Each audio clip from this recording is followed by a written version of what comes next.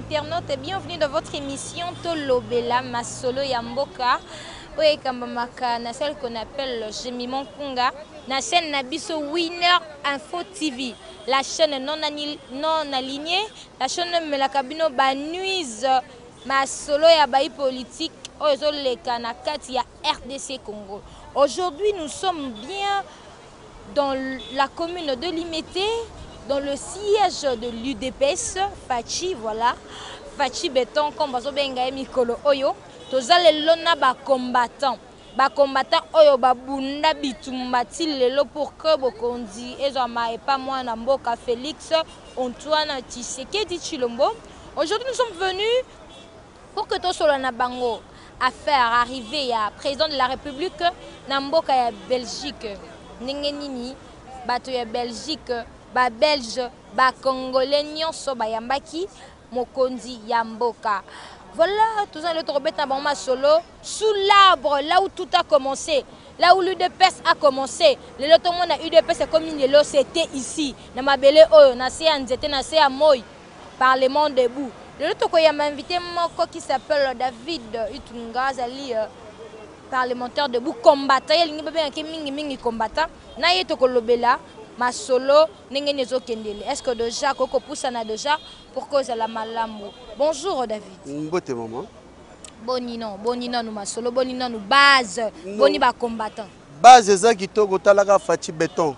Au Mikolo na pese combo ya Messi noir, Messi d'Afrique. Parce que à part Muto bazo yamba. Ko debo de même ndeba yamba ba président ba Kolomboka. Il faut zalaga Fachi. Aza bien. Base pesa kitoko, Tarabiso va décider. Voilà Nego David combattant, arrivé à chef de l'État na Belgique. Tozoua qui n'a pas source na biso d'information que Bokechu ayamba lobi bokoto l'heure est grave. Le président de la République a conseillé la descente na Belgique, mais il a mobilisé qui va combattre et belé bato et belé ba ya po bakanga. Cortège chef de l'État. Yo zusango ko. Bon, au moni, muto a raté l'éducation, babé ke fazer chege. Ce qui n'a pas na bandi ko landa buzo ba oyaye, comme si to comme makanisi moko. Pourquoi na kolbande ngwana, mo combattant et uta na UDPS. Ils ont un parti politique mon côté et bimisa combattant mon combattant. Ceux na UDPS tel. Ya sala combat wapi, azwa gaz wapi, bakangaye wapi. Et puis na moko azali komikuta. Akima lokola clandestin. Tout le monde va bien. Oui, avec le régime autour du sénateur Kabila, coopération bilatérale entre Bissona et Belgique est coupée. Alors, président Félix, on a que Pierre est rejeté à Genève, mais Dieu l'a récupéré pour le faire l'angle. Dans la Belgique, au moment où la coopération est zongi sur tout le plan. Pourquoi? Le président honnête d'Afrique, sincère. Parce que Mouto a bimisa makamwana liboso ezane de Adolphe Muzitu asalaka interview na Top Congo alobaki abonde la président Félix pendant 3 heures du temps andima makamu ya machine à voter alobi pas question alobi que je suis honnête sincère nebi que avec ou sans machine à voter na bien président de la République démocratique du Congo yango nazalaka nesengo makasi na vie nanga politique parce que mokolo o wapi président Félix Solongola qui est na bondo qui à Genève aux acquis complot contre la République. Ils ont resté au point d'engager. Alors au moment où nous parlons, à côté de l'institution sur la Belgique, à l'épée roi Philippe, je crois que Mboka Congo, ils ont déjà 4 ans décollé dans le Saranate, ou peut-être depuis le 24 janvier, où le président Félix a prêté serment. Et pour vous dire encore une chose, Webi Mokolo, le secrétaire national des Nations Unies, Antonio Guterres, a dit que je sens un vent nouveau souffler au Congo. Mais on a vu que Mokolo wapi président Félix a organisé qui prière na martyr. Ce que vous na kata stade je vous dis lorsque le président intercédé pour na mboka Congo, nga David Tunga na yoka ka mupepe moko eske ko beta na nzoto na ngai. Ce que za na mutazala ki na kata lianga ni wana, je crois bien ko témoigner pe le lenge moko nanga. Tozane sengo parce que Fachi Bikurouge, Fachi Béton, Moussali Samba Kitoko pour l'intérêt peuple congolais. Pour qu'on accueille pour la famille mais accueillir pour l'intérêt du peuple congolais, investir, il y a un développement, il y a solo, tu as la vision du peuple d'abord. Il faut ça la papa. Tu as plus de 80 millions de il faut le satisfaire bango. Pour se sentir que vraiment, tu as les papa responsable. Fachi, béton, bic rouge.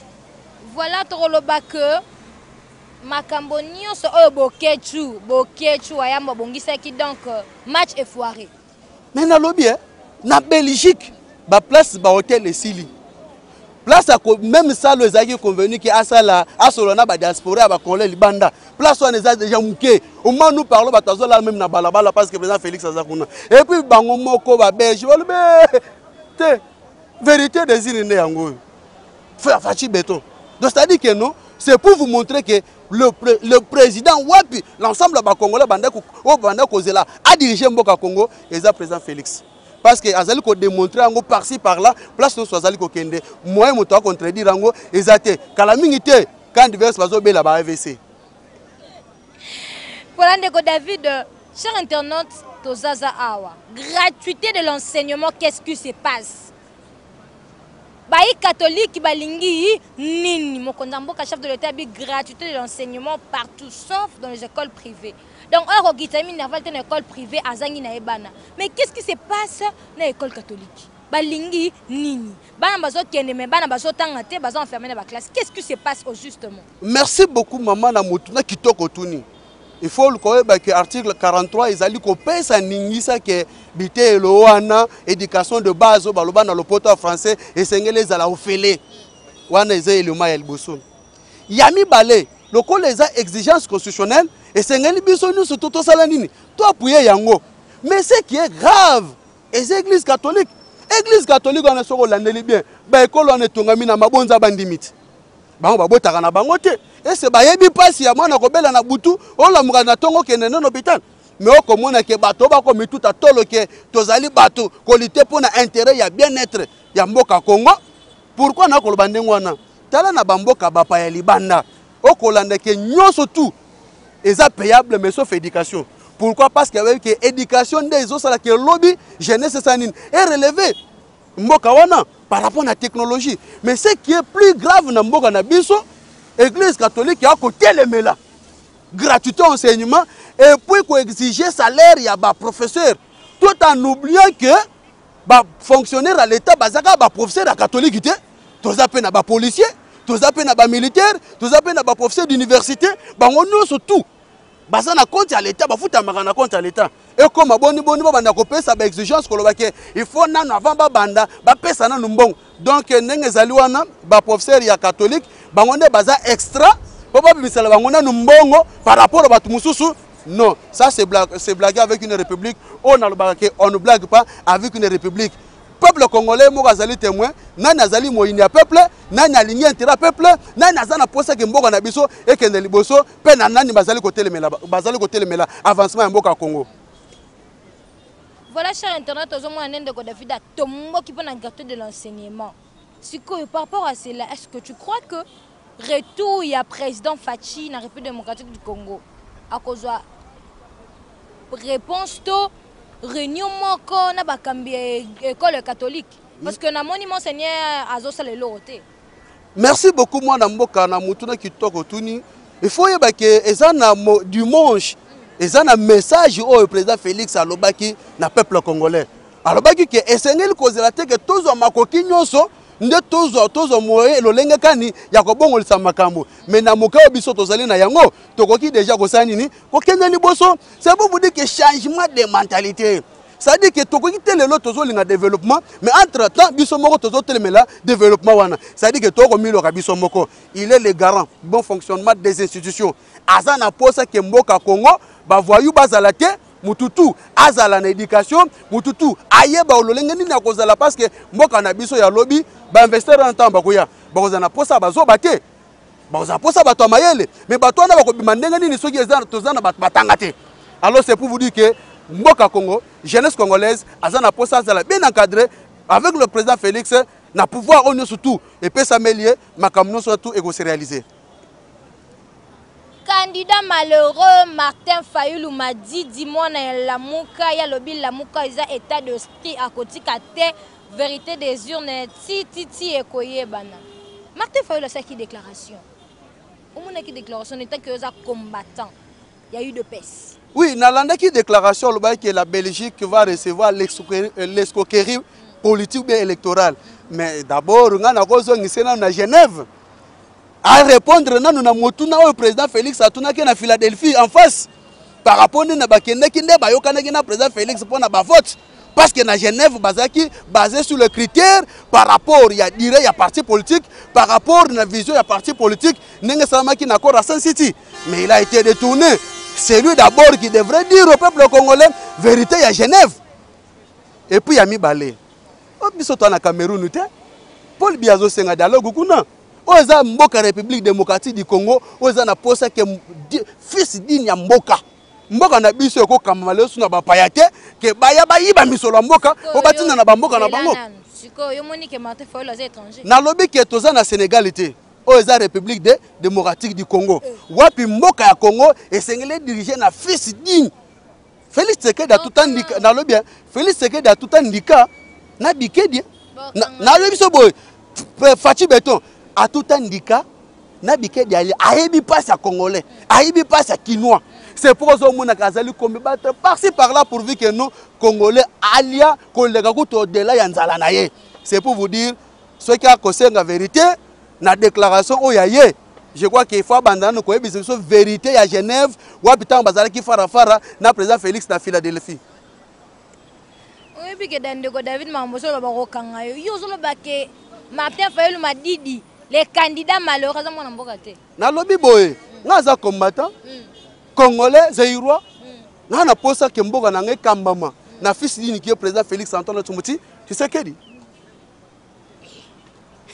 Fachi Beton, Bikou Rouge. Métis d'Afrique.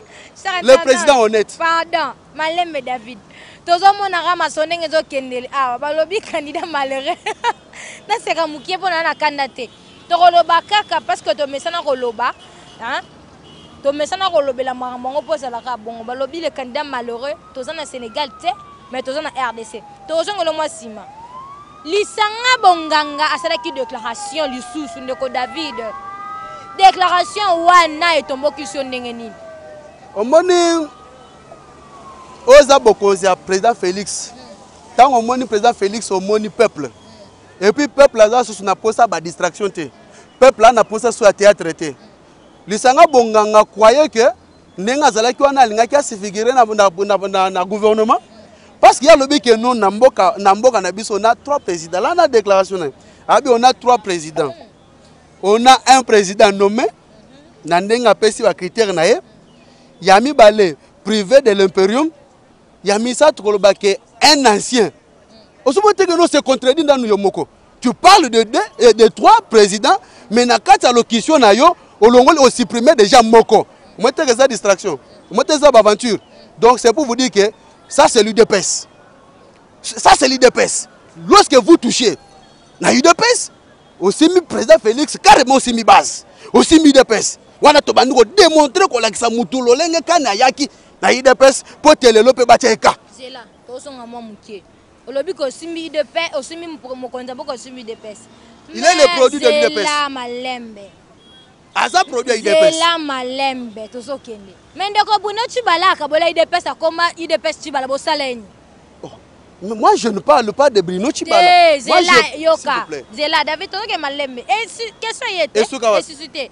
Na répondre kasi alobaki ya kabolat alobaki a récupérer ses chars azo yango.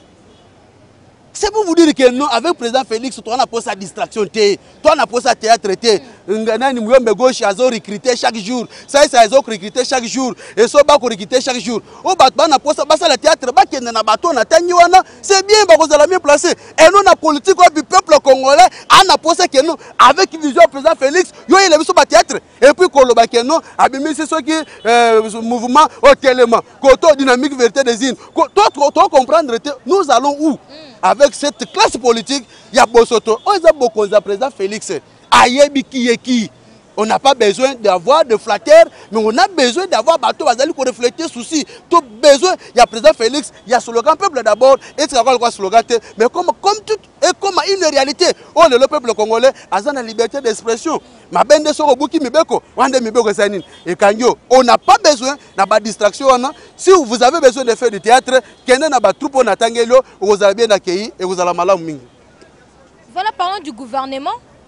Gouvernement Bimaki, le gouvernement a été investi et puis Makamwe Bandi. Mais les autres diront que Batonga Momosusu Batubaï Lamouka, Bolobi Lamouka est état d'esprit. Mais les autres diront que comment se fait-il que Bazoua promoteur ya école, ya école Akoma ministre et PSP Willy Bakongo. Pourquoi? Merci beaucoup na mutuno tuneza mutuno kitoko. Moi je sais que Lamouka est état d'esprit. Bosso yi dépêche à Lobani. Soyo je que Lamouka est état d'esprit. On dépêche. S'il vous plaît. Ya na zo lobate, yo lobi que non, bango état d'esprit, bon yi dépêche au Lobani. Et puis Lamouka est assuté, Lamouka kufa. Ekufa kale panzana depuis tolongo la président Félix na bondo ya Genève. Lamouka est assuté, na ngaza diriger Lamouka kuna. Martin Fayoul oh. Ah, yende. Mais c'est que moi je vous informe que Lamouka monite Mbemba Zukousa vende la lalele ngomba la moko. Associé maramne na Belgique, akolanda mambo héritage ya famille na bango. C'est pour vous dire que non, vie privée ya mutu. Mutu soka zana ba bien naye, cela n'empêche pas que azala na kati ya ba institution. Vous comprenez? On communique et pesame pour na ba école o ya l'état, na ba école catholique conventionnée, ne bazali obligé à respecter cette mesure constitutionnelle article 43. Mais la personne Willy Bakongo na ba école, moi je n'ai rien à voir là-dessus. Et tel bisote. Balobi boy, balobi hein? Pourquoi yé? Parce que ça promoteur ya ba école les belé. Mais école est exété betaka ba somba jué li sousou, ba ministre ya EPSP, babi éducation ya bana ya classe et baby. Merci beaucoup na répondre na mukuseye ba que Willy Bakongo bimiye moko ministre té, il a été nommé par l'ordonnance présidentielle ya chef de l'État. Alors, na pouvoir naïe, moi je n'ai ni commentaire, il a fait là-dessus. Il a été nommé par le président de la République. Parmi les 3 listes, comme on est allé qui n'a compte un ministère, il y a EPSP, le coup, le président Félix a porté choix syrien. Moi je n'ai pas un commentaire à faire. Le problème est que ceux qui y sont ailleurs, aligné que nous abandonnons désorientés pour tant conférence Kotaki par rapport à la gratuité enseignement, balobaki de premier à 8e. Mais l'objet qu'on a déjà déclaration qui est noté et l'on de premier tina 8e, il faut bande de premier tina 6e. A déjà mabé. On a déjà mabé, on a David Tunga ngana ngote. On a ça déjà ko salir image ya président Félix parce que avant ba sa déclaration avec gouvernement sortant ba vandela ki makamuno surtout wana pona ko étudier le lenga kani et sengeli makamwana za prise en charge par l'état yemoko par rapport à ba taxe wezala ki ba para banda ko responsabilité n'habiter lo wana. C'est pour vous dire ils a choix ya président Félix ndemtanoma qui mais so il conduit eza mabe wana peuple a kolinga yangote parce que koluka ke ko tande mutu parce que tâche depuis 32 ans gratuité enseignement etikala kozalate 18 ans etikala kozalate. Mais ceux qui que président Félix a l'accès déjà bonne fois ya ko respecter article 43 yo quoi que pona ko kota mutu wana peuple congolais kolinga ngote akolinga ngote peuple congolais kolinga ngote. Mais avant de kabana ndeko David affaire Mike Mukebai lelo aza na CPRK na prison makala. Mike Mukebai d'abord azaki d'abord suspendu pendant quelques temps et pas président à APK au biso toyebi pasteur Godempoy. Et puis basalaki une immunité na ye na paix de la justice pe lobby ndeko Mike Mukebai aza wapi na CPRK makala. Batalamuka basiliki pe makasi likambo ya Mike Mukebai nini balobi que le pasteur Godempoy il pesa biso goya ko samela bamso balobi to roya sur église na hote parce que le pasteur Godempoy a seulement mbozala raté. Oui, merci beaucoup na mutuna kitoko tuni. Il faut oyeba que toza nous sommes dans un état de droit. Et des fois il ne faut pas faire la confusion entre plateau ya kiosque na institution. Oyebi on a tous les images qui circulent dans des réseaux sociaux. Mais Mike Mukebai a ingéré tout le monde. Donc c'est lui seulement le saint. Lui est saint, les autres sont des impurs. Alors, lorsqu'on débat, s'il vous plaît, vous m'avez posé la question, laisse-moi vous répondre. On ne peut pas faire la confusion de ce qu'on débattait hier et aujourd'hui nous-mêmes on commence à l'appliquer. Ce n'est pas bien. Comment on peut parler d'un état de droit? C'est quoi un état de droit? Civil que militaire, tout le monde est censé être sous la loi. Cette loi protège tout le monde selon l'article 12, que Moutounio surtout hasard légal devant la Constitution Mboganabiso.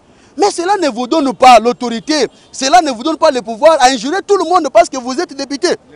Tango yo zolo bakeno azaki sanctionné na assemblée provinciale. Mais madame, na quatre assemblée wana, na chambre wana, il a ce qu'on appelle règlement d'eau d'intérieur. Mais ce qui il a été frappé par ça.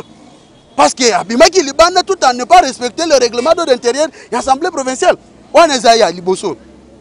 Yami Balé, Biso, Oezali Kamboita, Limboka Congo. On ne peut pas faire la confusion entre vie privée et Moutou. Oya na plateau pour na kobanda ko lobayangwe tali bisote. Nana ngazangi passé na ye. Moutou tout azana passé na ye. Mais tango bat ba ko tala pona mboka Congo, peuple congolais, azana posa a se retrouver na vie passé ya Moutou, tout azana posa se retrouver par rapport à la vision ya président Félix azana ngo vie ya peuple congolais. C'est pour vous dire toza na état de droit. Bakanye pambate. Il y a aussi le plaignant au Bazaliwana, va porter plainte et pas naïe. Et nous le battre que le rôle des députés, au comme Alikolo et Mibeko, tu peux faire n'importe quoi, tu peux tuer, tu peux violer. Non, ce n'est pas ça un état de droit. Alors c'est pour vous dire que tous les sous n'attendent blaguité. Oh Ezaki Osakani Banyatio. État de droit n'est yangwana. C'est ça respecter la démocratie. Moutako iko pèse sa point de vue naïe, ce n'est pas un problème. Mais lorsque Ozaliko Yeba constitution mboka na biso institution compétente et alliée. Il y a la Kissi Makamba 15 millions. Oui, mais plateau kiosque est à parquet, plateau kiosque est à tribunalité. Il faut que une institution compétente, la justice au porté plainte que naï nazali ko buna pona intérêt mboka nanga metala mutu oyo ba preuve nanga yango monaki Fayulu Madida katanaki na cour constitutionnelle parce que zanga ki ba preuve. Il faut te que toza na régime nini to uti wapi tozo kende wapi. Peuple congolais n'a pas besoin de la distraction. Peuple congolais a posé que Bandoto Oesengeli a mérité na constitution mboka na biso a bénéficié yango. C'est ce qui est très important. C'est ça un état de droit. Voilà, ndeko David, to komi bongo na suka émission na biso mais mon nom de la fin zanini à tous les combattants au bo combattants banda banebele lelo to zui bokonzi. Bien que ba ko lo ba ya libela, faut le ba bien. Bokonzi ya libela. Bien que ba ko lo ba ka na 2023 Torozoa ba on abiso, poza ya biso to simbisi bino bocha mwabi. Torozoa ba on abiso, ba lo bango bongo, ba lobi ba. Yo somana ba simbisa mwasi. Ke nongo zano so za mwasi ba simbisa ngayo. Lobi kuno zonga lisusu. Na wanza ndoto baba. Ndoto baba, ezaka sans explication. Fachi beton. Omona mboka Congo, bokonzo bandeko na biso batumba mela, ba gaz. Lelo to sala manda moko. Fachi beton. Bico rouge. Même sur le remoko. Gratuité enseignement et ba dépense aux alaki ba parents ba bandaki kosala président Fatia Sanine a stoppé yango. Année 2020 santé au félé. 2021 maternité au félé. Budget. Oh. Mais tout ça dans mon Congo. Président Félix a répondu d'abord na question alors que ba détournement et bandaki kosalama. Une fois ba trésor réseau zonga na trésor public, je crois que mboka na biso za décoller. Et puis alobaki que non, et c'est ngélité que toi réunir ba moyen nyonso pour te faire décoller mais on peut commencer d'abord avec le peu que nous avons. C'est pour vous dire que ce qui manquait à l'époque, c'était la volonté politique. Mais cette volonté politique est incarnée dans le président Félix. Je vous dis, tant que Babylone connaît surtout wana et vani na social le peuple congolais. Yo yebisa congolais que le longola fati. Mais Fongola na ko tobolo libumute, ako bomayoti. Parce que oyoko bundisa ye. Pour le bikuna para zonge le kofuta sous classe, pour le bikuna para bana sous kofuta maternité, pour le bikuna para bana kofuta tout ba soin de ba hôpital. Et aussi matin, ba komono ndo kia Congo, fati avanda. Boma frère ndeko David Boma, lisusu tongo lobi bongo, pardon penza ya Beni Limbisa. Olobiton na ebis na tout nyol on a quel budget santé à 2022 comme on fait les a pe bakanga ki ba bien que le poumon de la ville Guimatondo balobe ali ki mbongo te de ville ali ki paye mo hotel siko tozo ebate bo bande ko batira na sima mais aza na justice c'est ça la musala nango aza na justice zo sala musala à l'époque de sénateur Kabila bando sala maté mais au moment nous parlons Fachi est en train de frapper avec la justice qui est menée devenir indépendante parce que na kaleza que justice na poche mutu mais les justice azo sala musala na ye bakanyo wana mbeba kota boloko eza pamba te eza acharnement te tout en respectant la constitution Guimatondo azo samba azali bosa justice ne mtakata makamanga David tunga na kata te parce que naza justice voilà mon nom ya sukezani.